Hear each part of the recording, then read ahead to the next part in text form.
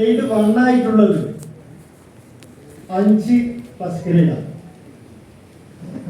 Grade 2 grade 3 ഏതാണ്ട് 13 എണ്ണമാണ്.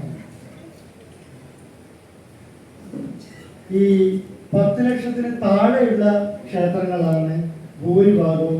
ഏതാണ്ട് ഈ 230 എന്ന് പറഞ്ഞില്ലേ, അതിലൊരു 150ഓളം ക്ഷേത്രങ്ങൾ ഗ്രേഡ് 4, അതായത് വരുമാനം കുറഞ്ഞ ക്ഷേത്രങ്ങൾ.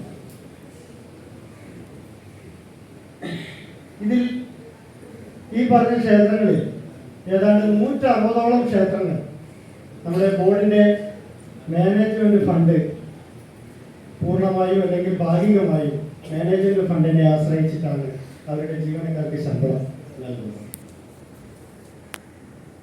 നമ്മുടെ ഈ ഏരിയ കമ്മിറ്റി സത്യപ്രതിജ്ഞ ചെയ്യുന്ന ഈ വേളയിൽ ഏതാണ്ട് നമ്മളെ ഈ ഡിവിഷനിൽ പറഞ്ഞ ഒരു 40 അല്ലെങ്കിൽ 45 ക്ഷേത്രങ്ങൾ മാത്രമേ സ്വയം പര്യാപ്തമായി അവരുടെ കാര്യങ്ങൾ അവർക്ക് തന്നെ ചെയ്യാവുന്നൊരു ഘടനയിലേക്ക് മാറിയിട്ടുള്ളൂ. ബാക്കിയുള്ള ക്ഷേത്രങ്ങളെല്ലാം നമ്മുടെ ബോർഡിന്റെ പരിപൂർണ ഒരു കൈത്താങ്ങ് സഹായം വേണ്ടി വരുന്ന ക്ഷേത്രങ്ങൾ.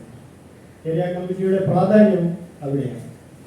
ഈ ക്ഷേത്രങ്ങളെ നമ്മുടെ മുഖ്യധാരയിലേക്ക് കൊണ്ടുവരാൻ കഴിഞ്ഞ ഓരോ ഏരിയ കമ്മിറ്റിയും അവർ വഹിച്ച പങ്ക് വളരെ എടുത്തു പറയേണ്ടത് തന്നെയാണ്.